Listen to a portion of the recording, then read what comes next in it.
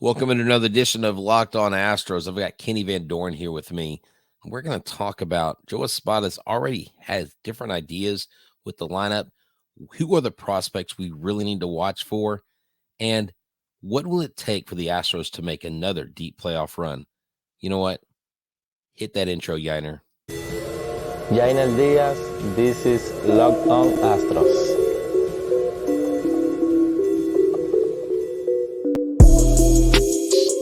Hello and welcome to Locked On Astros, your daily Astros podcast. Here are your hosts, Eric the Man Heisman and Brett Htown Wheelhouse Chansey.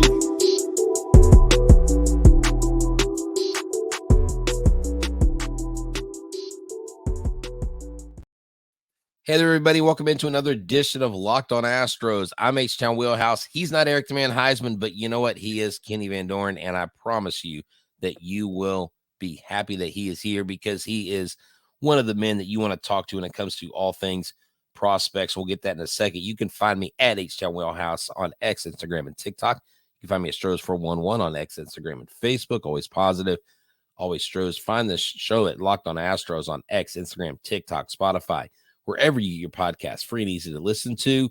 Become an everydayer and make sure you listen to Locked On Today. It is the only 24/7 sports streaming channel on YouTube in the world, so go check that out. Without further ado, Kenny Van Doren. Kenny, he is with Astros Future. Kenny, tell everybody where they can find you. Yeah, you can find me on Twitter at the Vandalorian. I promise now you might have unfollowed me recently because I was posting a lot about LSU recruiting, but I do have a new job that I can't talk about on here, but it's just strictly baseball now. I'm posting about all prospects, and a good friend of mine, a colleague, Garrett Green down there in Sugarland, made a joke that once they get to the major leagues, Kenny doesn't care anymore. That's kind of what it's like. Just straight prospects. It's really just my cup of tea, and I enjoy talking about minor leaguers and the future of the game. And if you ever have questions or anything, you can always find me there and find me on Astros Future. We have a podcast with Jimmy Price, who's Astros Future, and we'll get that running again with some more guests here in the following weeks. That's awesome. And I love what you guys do over at Astros Future. You guys, before I even came to Locked On, I remember, seeing Astros Future, had no idea that I was like right around the corner from this guy, Jimmy. And, he serves the community in the town next door. And so he does a really good job. You guys do quality work. I mean, you're a great writer. I mean, you just not too long ago graduated from college. You got this aspiring sports media career, and you're doing a phenomenal job. And that's why we bring you on, Kenny, because you're good people and our people love you. And I want to talk to you on our headlining template there. I put DeCenzo, I put Loper Fido. I put Arrighetti. I didn't put Pedro Leon. I put these guys on there because I'm just like going, okay, who do I pick and choose who we should talk about? Melton. But right off the bat, I want to talk about what prospects Astros fans need to probably pay the most attention to, who could make an impact the soonest. Not necessarily the guys that will rise the quickest or maybe make the biggest leaps, but who is going to make that leap from Constellation Field to Minute Maid Park realistically, or who is closest? Because not necessarily this year, we'll say this year next. Yeah. For this season, you got to look at a guy like Spencer Arrighetti when you need that depth. And there's guys on the 40-man roster like Brandon Belak and Bronell Blanco are definitely going to get up there before him. And, spot starts, long relief outings. Those are the guys you're going to look to. You might not have the best overall numbers, but, at the end of the day, this summer, if you're needing a guy for a spot start, and we talked about this over the last couple of years with guys like Tyler Ivey, Sean Dubin, even Forrest Whitley when he was healthy there for a couple months. And unfortunately, the injury bug just keeps getting after him. But Spencer Arrighetti looks like a guy that could do it. Not to start the season necessarily. I do believe he's going to start the season in AAA, but you're going to always need depth, and there's always going to be spots on the 40-man roster. We know about, there's an abundance of injuries right now, and it's kind of different for the Astros because you look at it, they've been one of the healthiest teams in Major League Baseball over the last couple of years when you compare them to the Baltimore Orioles and just those teams. A position player, though, you got to go with Joey Loperfido, another guy that I believe will start the season in the minor leagues. And we'll get to it in a little bit about, this team is very right-handed heavy hitting. Joey Loperfido hits from the left side. If John Singleton really isn't giving you those at bats, and he struggled a little bit there at the end of the season last year, maybe you look to Joey Loperfido. Maybe you look to him as a guy that can plug in the outfield every other day. But you also have to consider if he's a top guy on the team, a top prospect in the system, you don't want to waste his time in the major league sitting on the bench playing once every 5 days. You rather give him those consistent bats before a spot opens up on this team. But those are the two guys, and it's pretty chalk. If I'm being honest with you, it's a very chalk thing. One guy I will throw out there as a dark horse reliever, and I've been pretty high on him for the last couple of months now, is Ray Gaither. And he was in spring training. He was in big league camp this year. Undrafted free agents in 2021, has been around the block and, talking with some of the scouts, and they really like the velocity from him. And he like carries himself a little bit weird on the mound. Like he shows his emotions. Like he will Mm, show the mm. anger with himself, but he just puts it into the pitches. And it's weird though. He does better with runners on. He'll get into a jam. It's almost like Ryan Stanek the last couple of years, where he almost puts himself in a jam and then gets out of it. And he pitches better. So maybe down the stretch, Ray Gaither could be like a guy like Seth Martinez 2 years ago that really impresses Wow. you in play, and you give him a shot maybe in August or September just because you like the stuff and you want to see how it plays in the major leagues. Yeah, no, and it's funny. That's not a common name. The only time I ever remember hearing the Gaithers is like the Gaither vocal band. When I heard growing up in church, I heard about this old gospel singing group. But Ray Gaither, yeah, definitely. You guys look him up. And I don't know if you heard what Kenny said there, but he said listening to the scout. So Kenny and Astros Future and these guys, they don't just know or assume. They talk to the scouts. The scouts talk to them. They ask them questions, and so that's what's neat about your insider information. Now, I've been having a conversation with my friend Mark White, and Mark and I talk a lot about the minor leagues, and we were kind of calling Hunter Brown's call up the year he made the call up and helped them in the late postseason run for 2022, won the World Series eventually. How much does seniority or guys who have put in the work go into the decision of the club? Or is it literally more of, in your mind, what have you done for me lately? You understand what I'm saying? Yeah. Are you talking more prospects or just players as a whole, in your opinion? Just like what, like prospects that are ready to jump to the next level. Let's say you have 3 or 4 guys that you think could realistically be on just about any team, but maybe you have a log jam. When they get that one spot that opens up, maybe there's an injury, guy goes on a 16-day IL or something like that, or 10-day IL, and you got to bring someone up because you got like 10 games in 10 days. Do you have guys that go up there that have grinded more, that have more experience versus the Loperfido or the one that you think has a higher ceiling? And that's just how it works.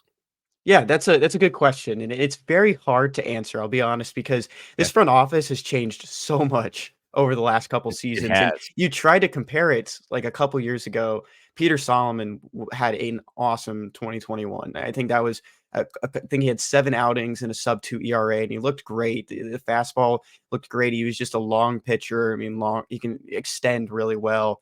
Then 2022 rolls around, really never got that opportunity because I mean, you looked at it, yeah, he's had the options, he's had the opportunities, and you kinda liked what you saw, but in AAA, just he kinda lost himself, and they ended up Mhm. DFAing him and getting rid of that, giving up his roster spot to someone else, and I think that's where it kind of plays in. It's looking at, how have you looked over the last couple days? I've done it before and I've fallen for it. It's like you always try to break up, splits by months. And I heard a hitting coach told me like stop doing that. That is like you look at the start of a week. Look at a Tuesday. That's when minor league baseball weeks start. Look at a Okay. Tuesday and then go Tuesday by Tuesday and see like when did the changes happen. They might be starting on a Tuesday or it could be like a Wednesday. Don't do the month by month basis to see, who's giving you the best right now. And Oh, guys like, Zach Cole, Pedro Leon, they went on trends last season of, cutting down the strikeouts, being a little bit better with the right. walks. And then you kind of compare the months. Oh, it looks like, it's this. It could be like the start of let's say the start of May, middle of May until, the middle of June, but you might just be looking at May and June separate. So when you're kind of looking at that, you try to see, who's giving me the best I can do. And I brought up Ray Gaither, and if he's giving you a really good, August and middle of July to August next year, and you maybe need someone to jump up and just give you a couple innings and pretty much, pitch in maybe some of those games and, low leverage, save some of those high leverage guys. If you run into some jams where you don't have Ryan Stanek, you don't have Phil Maton, you don't have Right. Hector Neris to just take all the punches, put some of these guys up there. And I think that's where it kind of comes down to is like, what have you been giving me recently? If you saw that a lot last year, Justin Dearden had an amazing spring, and he's a little bit, he's Amazing. yeah, it's different. It's you look at spring training stats, you don't want to overblow it because meaningless games. You don't, sometimes pitchers are working on different things. Sometimes you're facing minor leaguers. But you look at, the rest of it is, what have you been giving me recently? And Justin Dearden, he ran into a lot of troubles last season. People still wanted to see him. And then you look at a guy like Corey Lee when Jason Castro got hurt during the 2022 season. You brought up Corey Lee, even though he was struggling offensively. It's always different by position, and it's different based on what you need at that moment. But at the same time, the front office mindset has kind of changed a little bit. Jacob Buffa is now the head of looking over these prospects and some of Right. that player development staff. I don't necessarily know what his mind kind of goes from there, but maybe we'll see Dana Brown kind of bring up some of these guys when you need some depth. Yeah, no, and it sounds like it's not. You can't just throw some like homogenous blanket over every situation and say this is how it is. This isn't how it is, and that makes sense. But one of the things I know for sure is we can go to somewhere like Ibata, and we are going to talk about that. Let's listen to what Ibata has for you all on today's show. All right, we always bring quality sponsors on because we want you, our quality guests, to know that no matter what time of the year it is, you can get Ibata as a free app. It gives you the most cash back every time you shop on hundreds of items from grocery to beauty supplies to toys, so you can make sure you're beating inflation no matter what you're purchasing. I mean, if you've been to the store lately, the prices are out of control. Well, you know what's not, what is controllable? How much you spend and how much you get back. Ibata helps you with that. The average Ibata user earns about $145 per year. That can cover the cost of an entire shopping trip. Buy that flight that you've always been eyeing, that game that you're dying to go to, that fancy dinner you've been craving. Other apps give you points and don't amount to much. With Ibata, just add your offers to the app, upload your receipt, and you get real cash that you can cash out to your bank account, PayPal, or gift cards. Join the over 50 million savers and earn cash back every time you shop over 2,700 brands and retailers, including Lowe's, Macy's, Sephora, Best Buy, and more. Right now, Ibata is offering our listeners $5 just for trying Ibata by using the code LOCKEDONMLB when you register. Just go to the App Store or Google Play Store and download the free Ibata app to start earning cash back and use the code LOCKEDONMLB. That's Ibata, IBOTTA, at the Google Play or App Store and use the Locked On MLB code and save today. All right, Kenny, we're going to bring you back. And before we get back into our topic, I want to make sure that our people know about something that is near and dear to our heart. And then it is this new charity we've got now. We've got a massive scan code here. We're not going to do that because we don't want to cover up Kenny's face. We don't want to cover up the moneymaker, but this is the Courage to Be scan QR code, but you can find it right up here in the corner, because the Courage to Be is helping underserved children in the Houston area, in McAllen, in the Dominican Republic, also in Honduras, later going to expand to Colombia. This group started from the ground up, and Curlin came to us asking us to partner. What we're doing is we're trying to raise $4,000 that remains of the $6,000 to raise for this baseball facility. And I'm trying to get it down there in June for an initial trip. If I can't because of passport and government and all that stuff, then I will go later on once this facility is built, and I'll be at the ribbon cutting ceremony. But she's going to send us updates. Help us get to that $4,000 mark, even if it's $1 today and $1 next month. Look, anything you can give between now and when we have this campaign anything helps. She is not picky about the amount. You literally scan that QR code. You'll see that they have 501(c). 50, yeah, they're basically a charitable organization. You'll get all the tax forms. It will be deductible on your taxes. So do that. thecouragetobe.org. Scan that today, and make sure you do that. So something, Kenny, that you said earlier, and that we were discussing was, hold on, I'm trying to, okay, maybe you want to, is your mic muted? Oh yeah, I just have it muted whenever I'm Oh, not there you talking. go. Yeah. Okay, cool. Okay, I was trying to unmute your mic, and I was like, why can't I unmute his mic? And so my apologies. My apology, guy. Kenny is on top of it. Htown Wheelhouse was not. But I was listening to what you were saying. My phone just started going off. This is, man, some weird oddity things going on here. What are the chances of someone like a Colton Gordon making a leap, a pitcher? I mean, do pitchers need more time to marinate typically in the minors than hitters and fielders? Because it's such the strike zone, I hear from players, tends to shrink, or seems to shrink the higher you get up in the in professional baseball.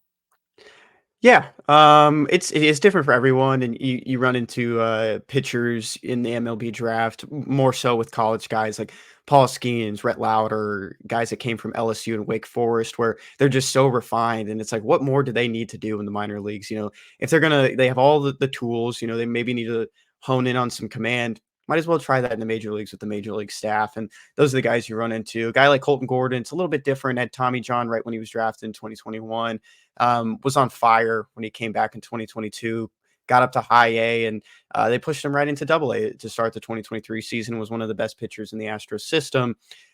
Weird thing about, Colton Gordon, and I haven't seen anything more about it, but he did start his throwing program pretty late this spring, within the last week or so, or 2 Oh, weeks. wow. And, I haven't seen him pitch uh, in the Grapefruit League, and I believe he was already reassigned. So, I mean, he could still Yeah, come he up and was. pitch. Right. Yeah, he still could come up and pitch if they're going to get him into a game. But I don't know what caused that delay there, because he did have a healthy, finish to the season. Was working on some new pitches. He's really big into tunneling and doesn't have the most velocity, but he's very pinpoint. And getting down, he's a guy that probably needs a little bit more. Definitely, Okay. him and Rhett Koba. It's like, I know Yeah. they've seen a lot of memes with those two and Spencer Getty being like the Atlanta Braves in the 1990s in that Right. rotation. And Wow. That's um, it. That's some high comparison, man. No pressure, guys. yeah, it seems like some Astros fans might mention, so, have some fun with that. And with those guys, though, those are some of the guys you need a little bit more fine tuning. And those are two guys that, especially Rhett Koba, it's like it's baseball or nothing. And his family has told me that before. And he's trying to do everything he can. He ended the season on the development list because he hit an innings limit, just because he pitched so much last year. He didn't face any injuries. He really climbed all the prospect rankings, whatever website you use, and really put himself in a chance to succeed. When you look at the other stuff, though, with the strike zone, especially when you get to AAA, you have the ABS for parts of the week, and you can challenge pitches.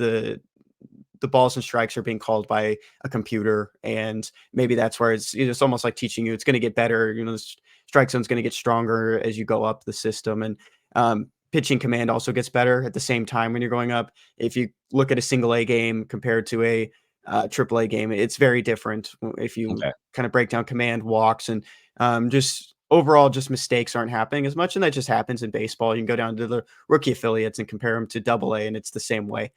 But that's where it kind of goes from there. And I think a guy like Colton Gordon, Rick Koba definitely needs some more time. I think their ETAs for most people are 2024.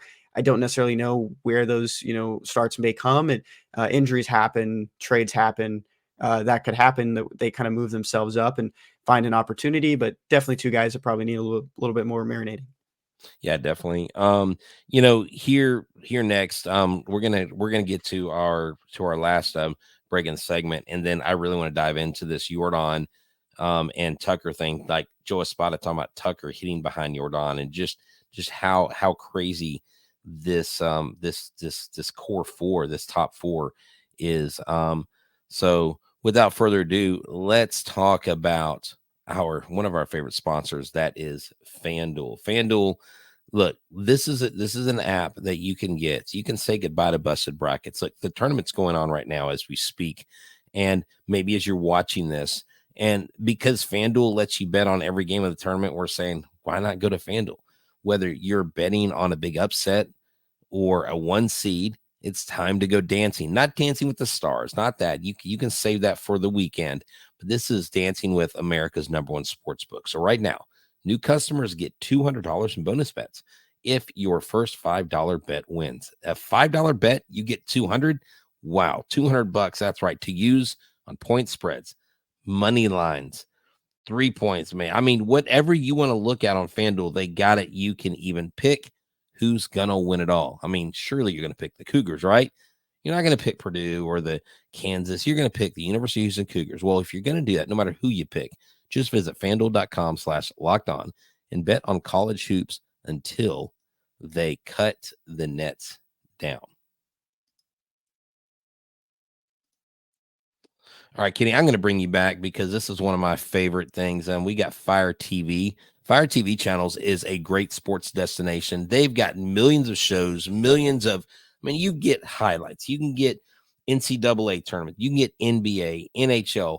And now Locked On, you're going to start seeing Locked On shows populate this. And what's cool, Kenny, is all you need at home. Because Kenny's like, I wonder how I can watch Locked On Astros at home. Well, if you've got a Fire Stick, or if you have a smart TV, just get Amazon Fire TV. Go to Amazon.com/LockedOnFireTV and check that out today. It's quality programming.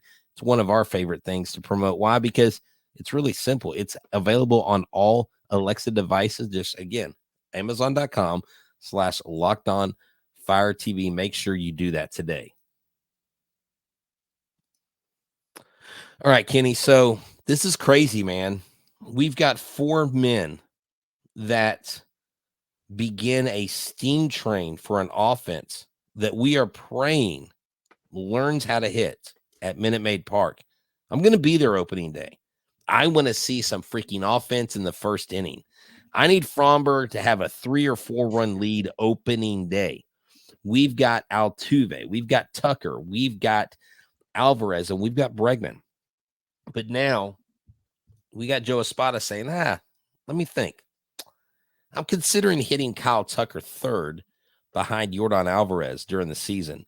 Hence today's lineup. Their ability to handle left-handed pitching factors in, but so does Bregman. That quote was from Chandler Rome there at spring training, the beat writer for The Athletic. So what are your thoughts, man? I think this is such a powerful 4. You could order them just about anyway. I mean, I wouldn't put Altuve fourth, obviously. But with Altuve leading off, those 3, you could almost put them back to back to back. And it doesn't matter what order they're in. They're just really good at seeing the ball.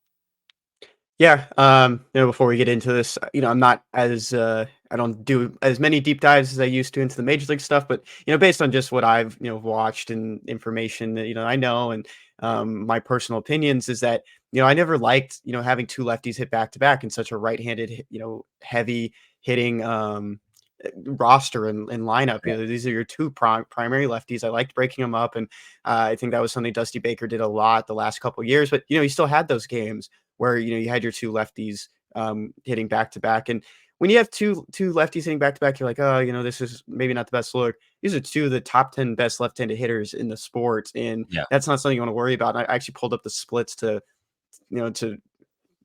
I guess prove that point, is that last year Kyle Tucker against lefties hit 300 with a 934 OPS.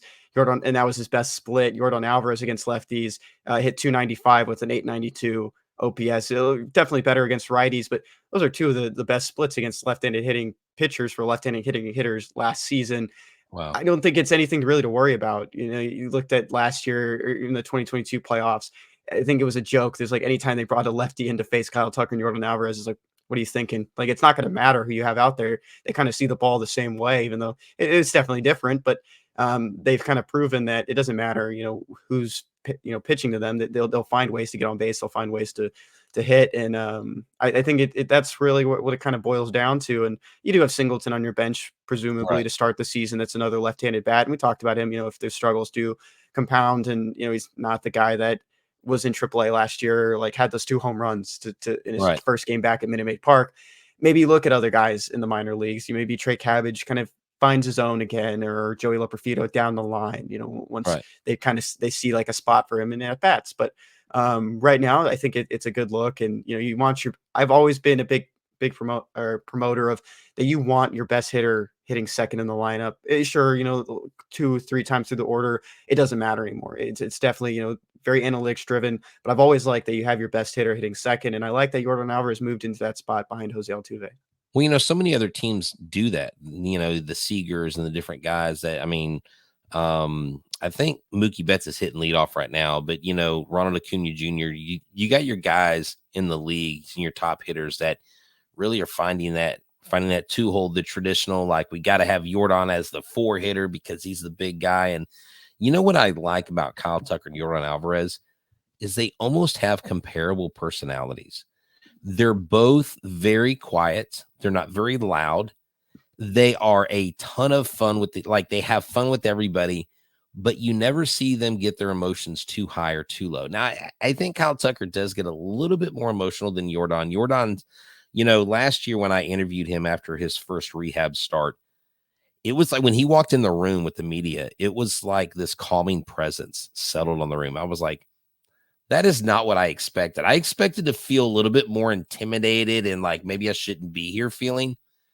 And when I asked him the question, he was looking eye to eye with me and he answered right away in Spanish, knew exactly what I said. And I was like, this is a cool moment. And I love what he said last year. They asked him how he's so successful. He said, when I go into the box, I have a plan for that pitch. It's a battle between me and the pitcher.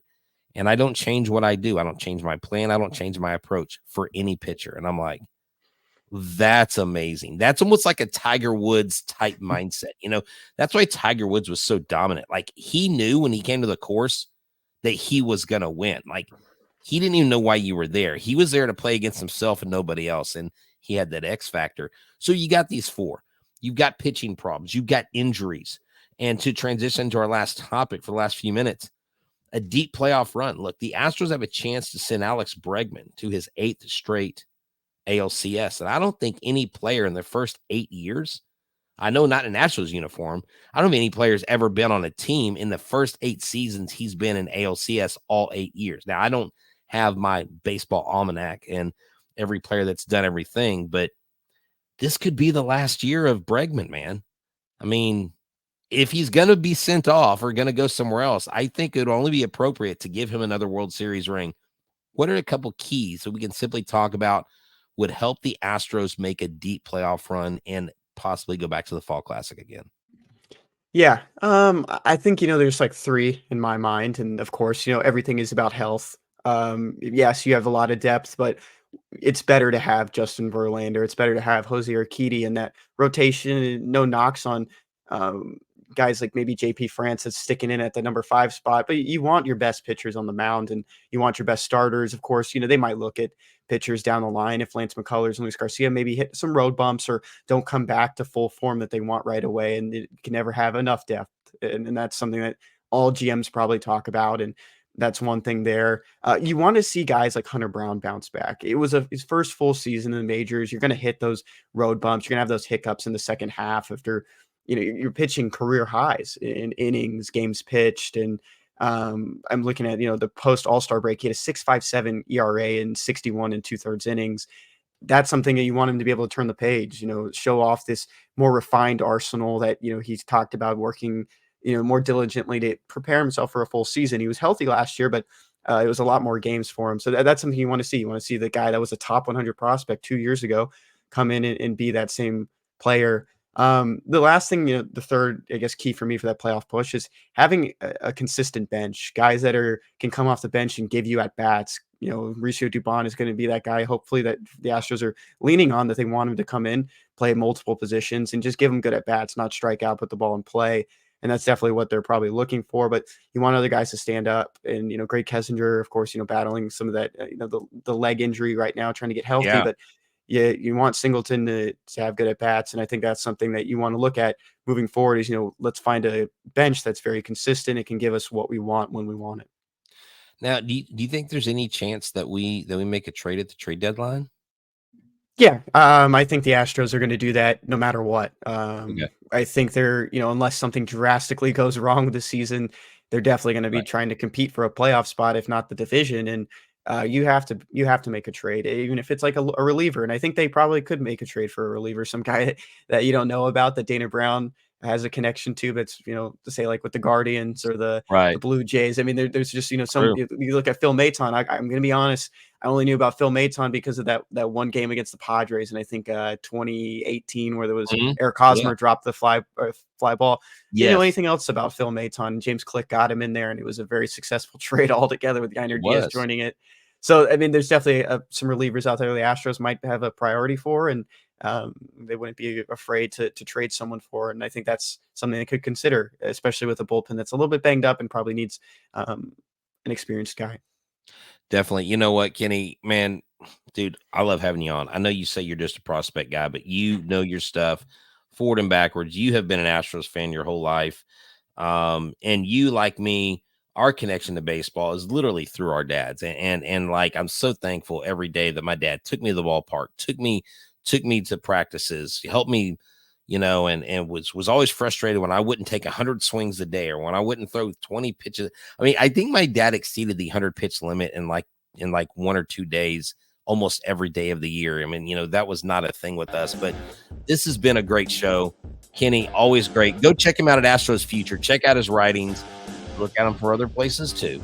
Also, we want you to go to thecouragetobe.org. Help us raise $4,000 for these kids in the Dominican and help these kids, maybe some future Astros out there. So for myself, for Eric the Man Heisman, for Kenny, the man, the Van Doren, that is all for us today. And y'all have a good one, and go Stros.